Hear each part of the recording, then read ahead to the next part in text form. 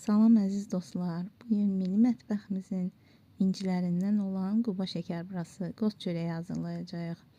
Bunun üçün qaba un, tuz, maya, şəkər tozu, süd, yağ, xama və yumurta əlavə edib xəmir yoğuraq.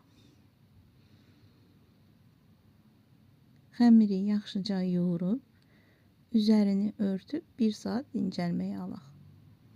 İçliyi hazırlayaq. Qozun üzərinə şəkər tozu və hil əlavə edib qarışdıraq.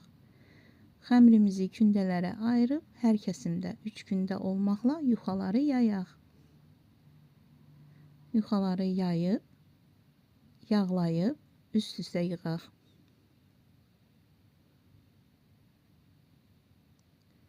Lent formasında kəsib, rulet şəklində bükək.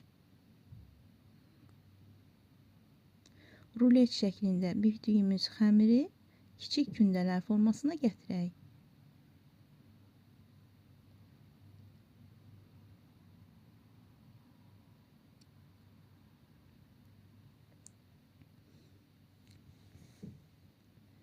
Həmin kündələri də qaba yerləşdirib, üzərini örtüb soyuducuya yerləşdirək. Digər 3 yuxamızı da yayıb, eyni formada bükək və soyuducuya yerləşdirək.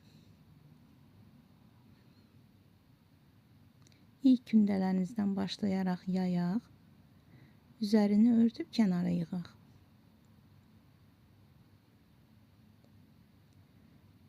Sonra hər kündəmizə 3 qaşıq və yaxud 2 dolu qaşıq yarım içlik yerləşdirib, şəkərbura formasında kənarlarını bərkidək.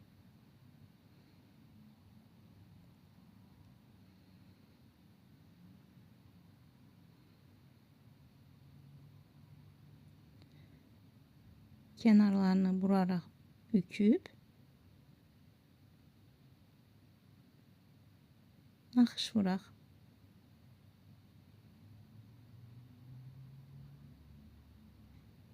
Qeyd edim ki, qoz çörəyi şəkərburadan ölçüsü ilə və kövrəkliyi ilə fərqlənir. Qoz çörəyini soyuducuda qapalı qabda 1 aya qədər saxlamaq olur, bayatlamır.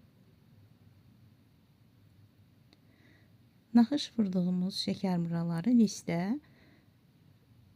məsafə saxlamaqla yığmaq lazımdır. Aralı formada ki, hər tərəfdən istilik dəysin və tam pişsin. Hazırlayan hər kəsə nuş olsun.